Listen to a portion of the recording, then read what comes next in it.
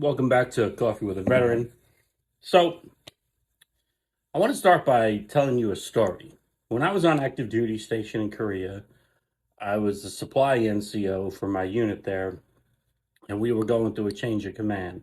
And I had a great deal of respect for my commander. I really wanted to make sure that the change of command went well and that he didn't have any losses on his side, which is part of the job of a logistical manager for a unit, right? Change of command. I was sick every day. I was running a fever.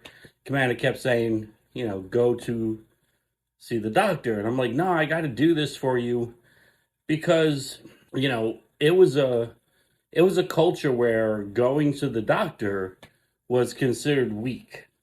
And I didn't want to seem weak. I wanted to seem strong for my commander. I wanted to let him know that I had his back because he had my back.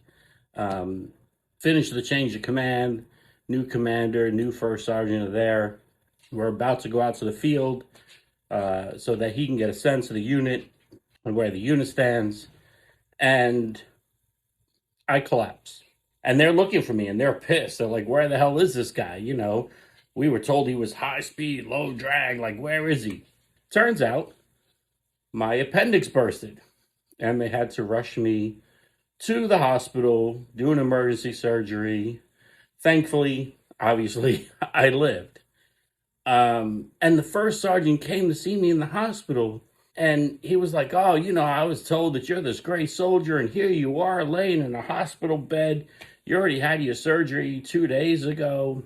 But that's the culture that we lived in. And that's not the culture as a veteran. It took me a while to understand that. And I worry about veterans today getting out because on active duty, we tend not to go on sick call. We tend not to seek help. We tend not to look out for ourselves as we should. So here's what I'm going to tell you. If you're recently separated from the military or you've been out for a while and you still have that mindset of, no, I'm not going to go see the doctor, I'm fine. You might be fine today.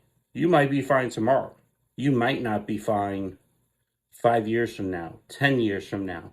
You don't know what's lurking inside of you. You don't know what you've been exposed to. You don't know any of that. So, my advice to you is get your regular checkups, get registered with the VA, check in with the VA. You may not think it's the greatest system, but they do have really great doctors at the VA, okay? And if you can't find one, reach out to me. Let me know. I will help you, okay?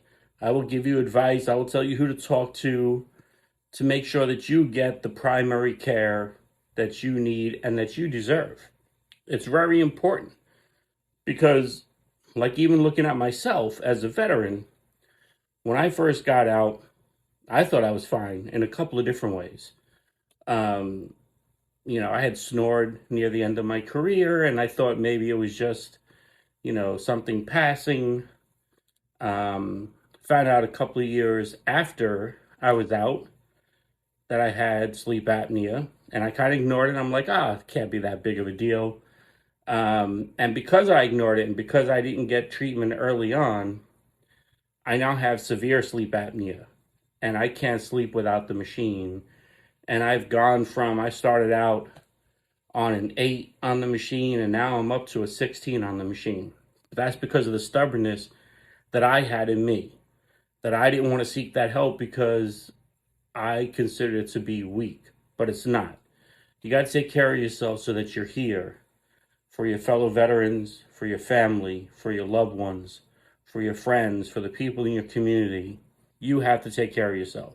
So don't be afraid to go to the VA. And if you're not sure what to do, if you're not sure where to go, reach out. We will help you. Until next time, hoorah.